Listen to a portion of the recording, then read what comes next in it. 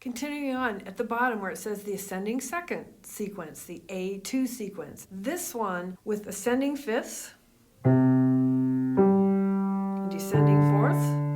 This one is much less common than the D2 minus 5 plus 4 sequence because it is not nearly as goal directed. You could continue on this all the way forever and never get to the top of the sequence because it can go on and on and on. Now let's watch and see what I mean. So look at 17.10. This is the ascending A2 minus 5 plus 4 sequence. Gotta love that algebraic equation look. Now, I want you to notice something. This only occurs in root position only. Okay?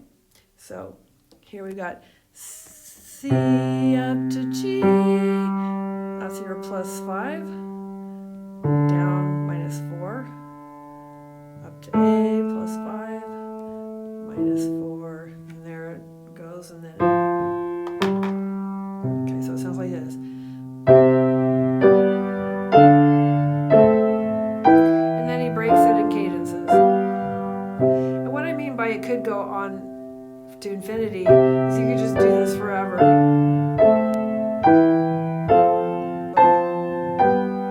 etc., and never stop if you didn't want to.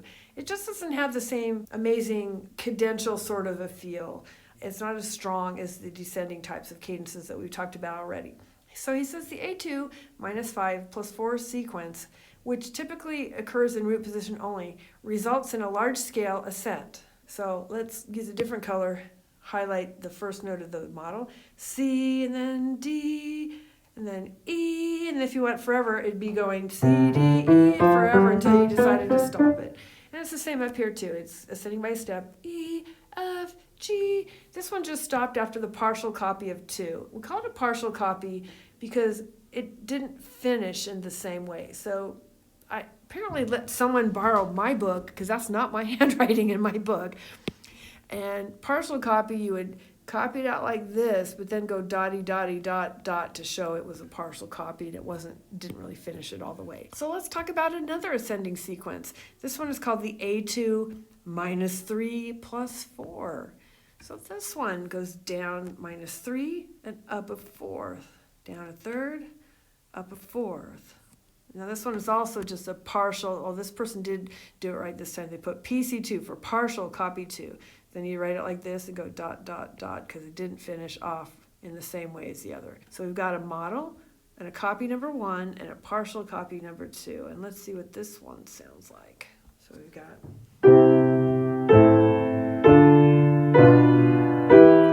and it could have gone on forever doing this,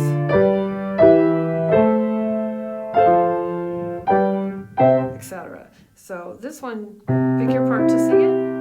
It's going to break off after the partial copy of 2. Ready? Sing.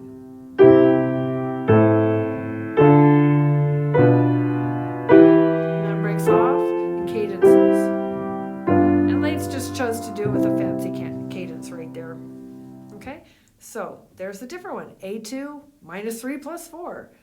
Let's look together now at the top of 17.12, putting it all together here. Now, you will notice that my student, whom I don't even know who this person was that borrowed my book, has put something here. And Lates is also going to start adding that to his equations. What this means is this is an ascending second sequence. You can see that it is C, D, E, F, and again, it takes 2 chords to make a model and a copy, so you got 3 of those things right there. It's ascending by a second. The bass normally would go down a third, but you see these chords are inverted here. So in root position is the bass motion that goes right there. It's kind of confusing to remember that. So in the parentheses, you're putting what the bass motion would be if it were in root position. But this one is not in root position. It's in first inversion. So it's like this.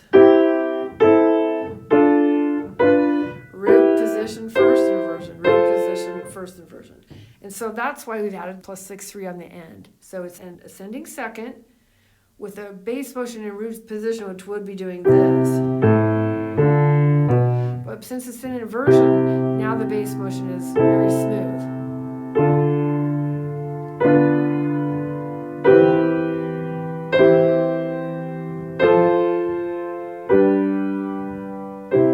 Sing this one. Pick your part you want. Ready, go. Here's the model. Copy number 1. Copy number 2. Breaks off 4 to 5 to 1. Now, let's do it in minor. Ready, go. Root, first inversion. Root, first inversion. Root, first inversion, breaks off. Now let's take it out of first inversion and put those chords in root. Then you got to go down a third, then up a fourth, and down a third. Up a fourth, down a third, up a fourth, and then breaks off. That's still not bad, but it's much smoother the way it is in root, right? Because then the bass is just moving up by steps.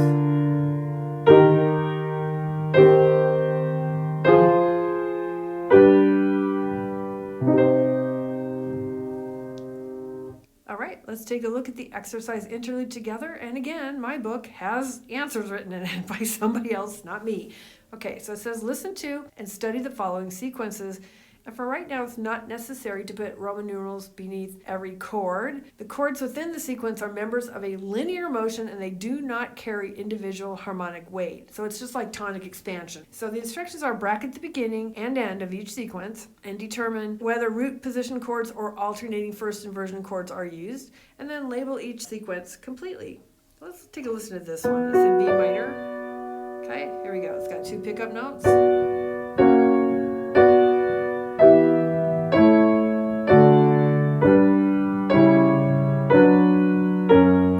To it again, starts on 2 pickups. 3, 4, 1,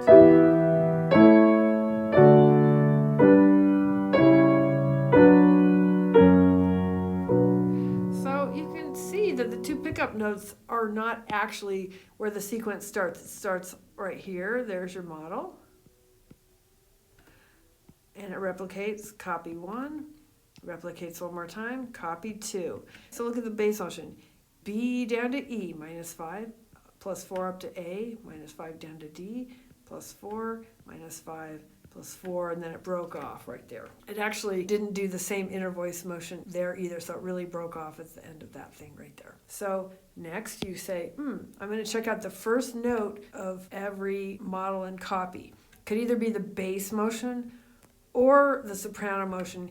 If you're replicating everything exactly up and down a certain distance, it doesn't matter, you'll get the same result. So whether you're looking at the soprano going D, C sharp, B, or the bass going A, down to G, they're both descending by a second from the model to copy 1 to copy 2. So descending by a second, and we already determined the bass motion was as is in pencil. It's going down by 5 and up by 4. So there's your basic D2 -5 +4 sequence. Now let's do one more of these. Letter C. And here we go.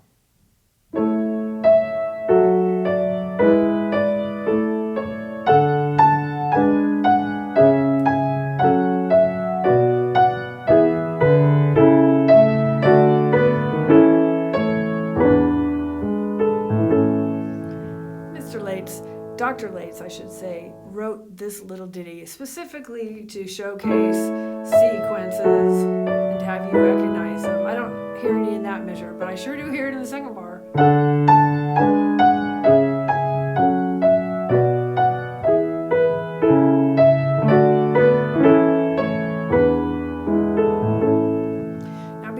Was born in the 1950s, there was a very popular piece for Christmas called Here Comes Santa Claus, which they still play on the radio every Christmas, and it's right in the second bar.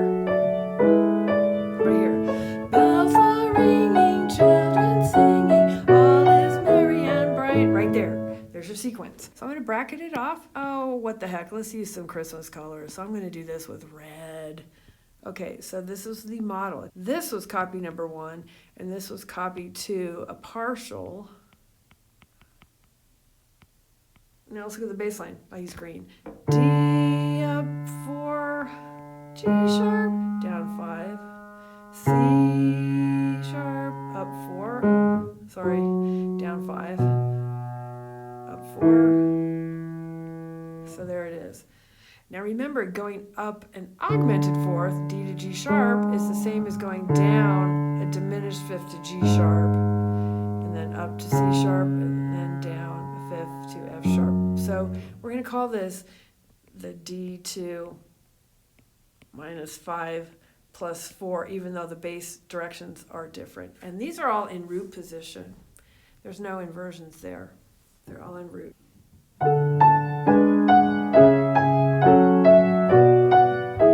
Breaks off.